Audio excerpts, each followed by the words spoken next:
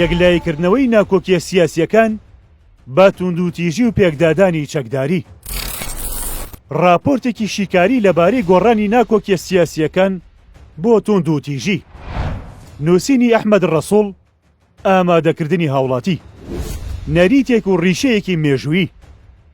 کایی سیاسی لە کۆمەڵگەی کوردستاندا هەردەم زەمینەی سەرهەڵدانی ناکۆکیەکان و وەرگەڕانیان بۆ پێکدادانی چەکداری خوێناوی بووە کە هۆکارگەلی جیاوازیان لە پشتەوە بوو.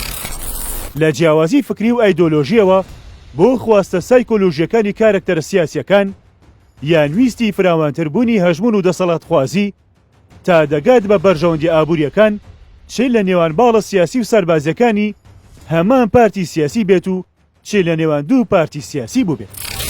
ئاوردانەوەیەکی خێرا لە مێژووی وەرگەڕانی ناکۆکیە سیاسیەکان بۆ پێکدادانی چەکداری. بەگەڕانەوە بۆ مێژووی تەنها 6 دەی لەمە بەرکایی سیاسی کۆمەلگای ئێمە. دووکەردبوونێکی قوڵی تەنها پارتێکی سیاسی ئەو کاتە دەبینین کە پارتی دیموکراتی کوردستان بووە. ئەو کات باڵی مەکتەبی سیاسی کە دوو کەسایەتی هەرە دیاری ئەو باڵە ئیبراهیم ئەحمەد و مام جەلال بوون. لەگەڵ خودی سەرۆکی پارتی مەلا مستەفا دەکەونە ناکۆکیەوە. زۆر سادە و ئاسان. ناکۆکی سیاسی نێوان هەردوو باڵەکە داگوازرێتەوە بۆ پەنابردنە بەرچەک و هەڵکوتانە سەر یەکتری و ڕاوەدوونان. دواتر دوو باڵەکە بە جەلالی و مەلایی ناسران و بۆ ماوەی زیاتر لە 2 دەیە ناکۆکیەکە بە هەردوو دۆخی سارد و گەرمیەوە درێژی کێشە. ئەو ناکۆکیە بوو بە ماکی دابەشبوونێکی قوڵی هەمەلایەنەی کایی سیاسی لە هەرێمی کوردستان کە تا ئێستاش درێژەی هەیە و بۆ نەوەکانیان ماوەتەوە. ئەم ڕەتکردنەوە توند و تیژانەیە بووەتە نەریتێکی ڕیشەدار لە عەقڵیەتی سیاسیدا. ئەم عەقڵیەتەی ڕەتکردنەوە و سڕینەوەی ئەوی دی لە نێو کایی سیاسی کۆمەڵگەی ئێمەدا هێندە قوربانی ژیانی لێکەوتووەتەوە کە هێندەی قوربانیانی بەرەنگاربوونەوەی داگیرکەران و دوژمنان بوو ئەگەر زیاتریش نەبوو بێت. هەروەها هێندەی ئەم نەریتەی پەنابردنە بەر توند و تیژی زەبری کوشندەی لە دۆزی ڕەوایی ئینسانی کورداوە هێندە دوژمنەکەی نەیتوانیوە زیانی پێ بگەینێت.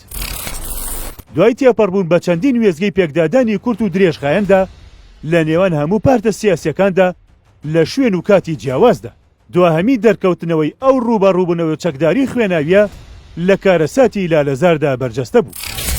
هۆکارەکانی پەنابردنە بەر توند و تیژی بۆ چارەسەری ناکۆکیەکان. یەکەم، مێژوویەکی درێژی خەباتی چەکداری لە شاخ کە بە سروشتی خۆیان پارتە سیاسیەکان و شۆڕشەکان بەگشتی لەسەر دژایەتیکردنی سیستەمی سیاسی پایەداری دەوڵەت و یاساکانی بنیاد نراون.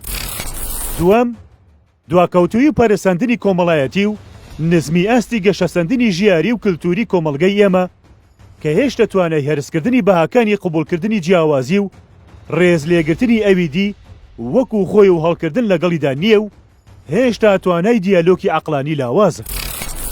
سێیەم، بۆ ماوەی بوونی دەسەڵات یان بە بنەماڵەییکردنی دەسەڵات لە نێو پەیکەری حیزبی سیاسیدا کە ئەو دوانە خۆیان لە بنەمادا دژ و ناکۆکن بە یەکتری. حەزب پێکاتێکی سیاسی دنیای مۆدێرنە و سەر بە چەمکەکانی دەستگا پڕۆژەی عەقلانی و بەناوەندیکردنی تاکە کەس و توانا و کارامەییەکانیەتی لەگەڵ دەنگدانی ئازادەن و هەڵبژاردن لە کاتێکدا بۆ ماوەی بوونی دەسەڵات یان بە بنەماڵەییکردنی دەسەڵات دنیای خێڵ و هۆزگەراییە و لەسەر بنەمای خوێن و پشتدا ڕێژراوە و سەر بە چەمکەکانی بنەماڵە و خێڵ دەمارگیری و هێزی ڕووتە. چوارەم، گرێدراوی بەرژەوەندی ئابووری و قازانجە گەورە مادیەکان بە تۆپەڵبوونی دەسەڵاتی سیاسیەوە. پێنجەم، نەریتێکی مێژووی سەردەمی میرنشینەکانی سەدەی 18 و 19 تا حیزبە سیاسیە مۆدێرن خێڵەکیەکانی سەدەی 20 و لەوێشەوە ماکی ناکۆکی سیاسی و چەکداری لە 60ەکانی سەدەی ڕابردووەوە و گەیشتنی بە ئەمڕۆ. شەشەم، هێزی چەکداری گوێڕایەڵ و ملکەچ بۆ فەرمانی سەرۆک حیزب یان تەنانەت بۆ سەرۆکی لیوایەک و هێزە واتە بە کەسیکردنی هێزی چەکدار. لێرەوەیە ئەم هێزە چەکدارانە هێندە لە میلیشیا و هێزی چەکداری خێڵ و بنەماڵەوە نزیکن، هێندە لە هێزی نیشتیمانی و پارێزەری هاوڵاتی و نیشتیمانەوە نزیک نین. حەوتەم، لە ڕۆژگاری ئەمڕۆدا بەشێکی زۆری میدیاکانیش کە میدیای حیزب و بنەماڵە و کەسەکانن هێندەی ڕۆڵی فیتنەچی و بەرپاکاری ئاشوب دەگێڕن، هێندە میدیای بەرپرسیار و خاوەن ئیتیکی میدیایی نین و هیچ ستراتیژێکی نیشتیمانی و بنەمایەکی پیشەیی ڕەچاو ناکەن. کاریگەری و لێکەوتەکانی پەنابردنەبەر توند و تیژی بۆ سڕینەوەی جیاوازیەکان و یەکلاکردنەوەی ناکۆشیەکان. یەکەم، قوربانیبوونی کۆمەڵێک مرۆڤ و تێکچوونی ژیانی دەیان خێزان. دووەم، شکاندنی بەندە هاوبەشەکانی یەکگرتووی کۆمەلگا و پارچە پارچەکردنی هاوکات بڵاوبوونەوەی بێمتمانەیی. سێیەم، تێکدانی ئاشتی و ئاساییشی کۆمەڵایەتی و ژیانی خەڵک و هێشتنەوەیان لە نەئارامیدا. چوارەم، بەرەو دوای گێڕانەوەی ڕەوڕەوەی گەشە و پێشکەوتنی کۆمەلگا لەسەر هەموو ئاستەکانی.